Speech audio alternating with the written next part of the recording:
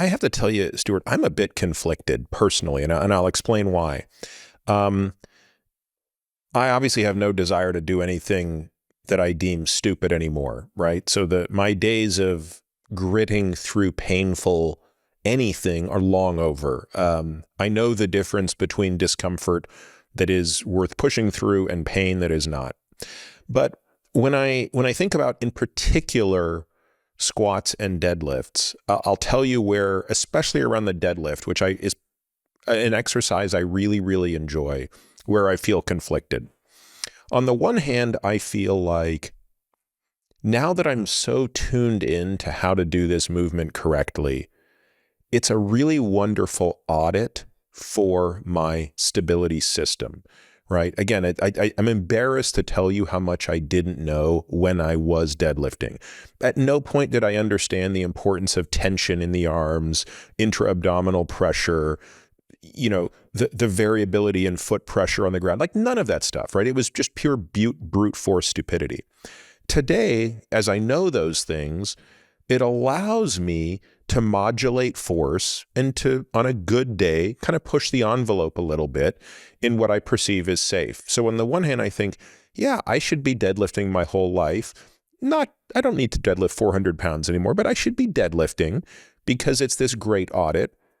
And on the days that I don't feel it, I back off. And then on the other days, I say, Peter, you don't need to do this anymore, because honestly, you can still get the same or nearly the same activation for all of the muscles involved using other movements, single leg movements in particular, where you don't have a fraction of the axial loading. And yeah, you might need to do 2 exercises instead of 1, but at the end of the day, there's a lower risk approach to get it. And in other words, deadlifting is valuable, but you have a narrow operating window in which you can potentially hurt yourself. So I continue to go back and forth on this, Stuart, and as such, here I am telling you, I still will go periods of my life where I'll deadlift every week, and then I'll take 3 months off feeling like I don't want to push it.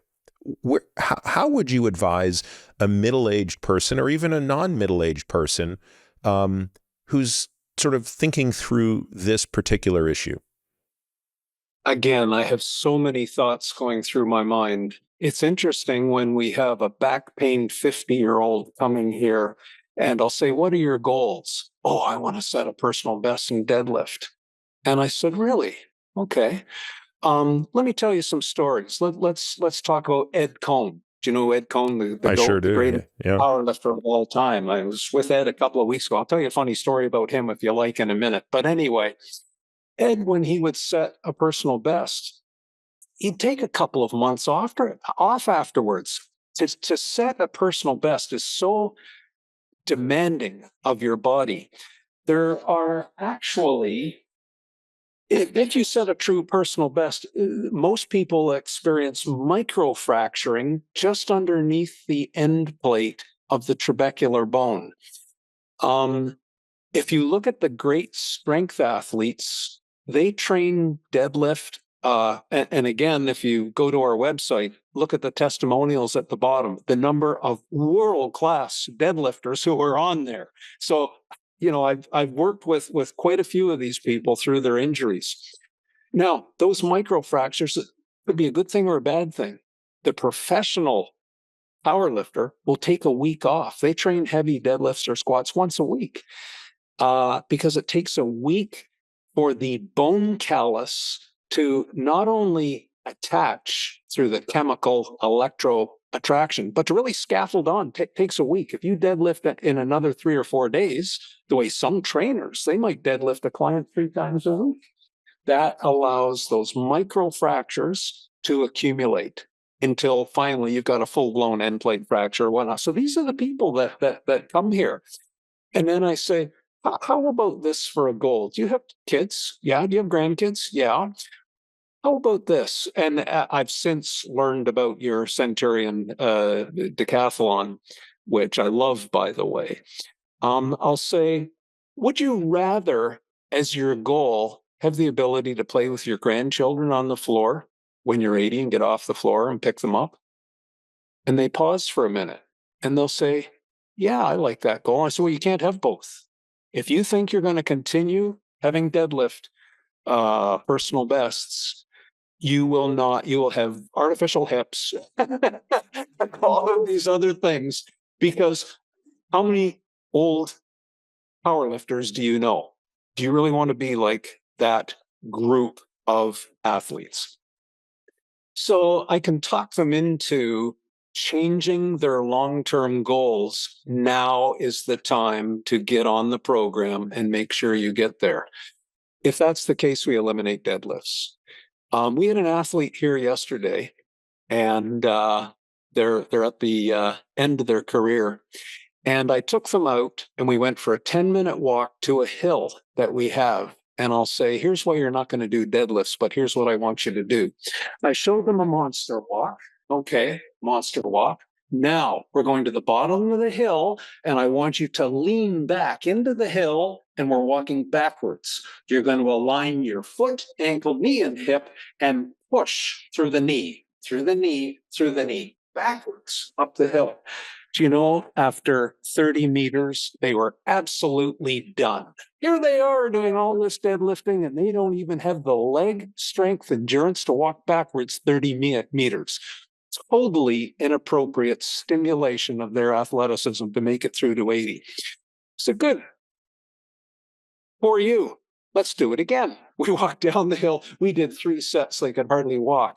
And then we played the neurological trip, which I like to do a lot of. Now I said, walk forwards up the hill, but pretend you have $100 in your butt cheeks. Don't let anyone take it. Now walk forwards up the hills. And they say, I've never felt this before. The brain perceives exhausted quads. It now has to go and get the glutes. It's the only thing left. So quite often we'll do an exhaustion focus to stimulate the thing that we really want to stimulate. And I convinced that person after that what they're going to do and train now to get a well-rounded and sustainable athleticism that will spare their joints, still have great training capacity, but I think their athleticism is going to go through the roof. And, you know, I've taken some very accomplished power lifters, and we've taken out all the squats and just do sled work, backwards walking up hills, some of these old time techniques, and their joints settle down. They get a sustainable fitness. They lose this idea of maximum effort, squats and deads. And now they're thinking of the word sufficient strength, sufficient mobility, sufficient endurance. And we've been doing this long enough now that we've tracked them, and those are the ones that are getting through. You know, again, let's go get any one of our colleagues who are orthopedic surgeons. Tell us who you're replacing the hips of. Well, 50-year-old Caucasian women who have done yoga for 30 years. Okay. And men around 50 who've done deadlifts all their life. Who are you not? The middle of the road moderates, not the ones who've rusted out and not the ones who've worn out, but the ones in the middle are the ones who are. So this idea of sufficient fitness, because I still believe we are all called upon to do things in life at certain times. I hope we're all ready and able. And it's more fun, too, just to be able to continue to do those things. So I'm like you. I don't do deadlifts, but I pick up 100-pound bucked up logs as an example, big oak log. So that's my stone lift. Load that into the log splitter and still split my wood. People comment on my hands. This athlete who came yesterday, I shook his hand when he came to the door, and he couldn't fit his hand around mine. And he said, whoa. When we were young, we didn't have dumbbells. My dad would give us a cinder block. cinder blocks. Yeah. That's how you develop. Anyway, as you know, the importance of grip strength, I will take any day over how much you deadlift. Yeah. People often ask me, Stuart, why do you think grip strength is such a great proxy for longevity?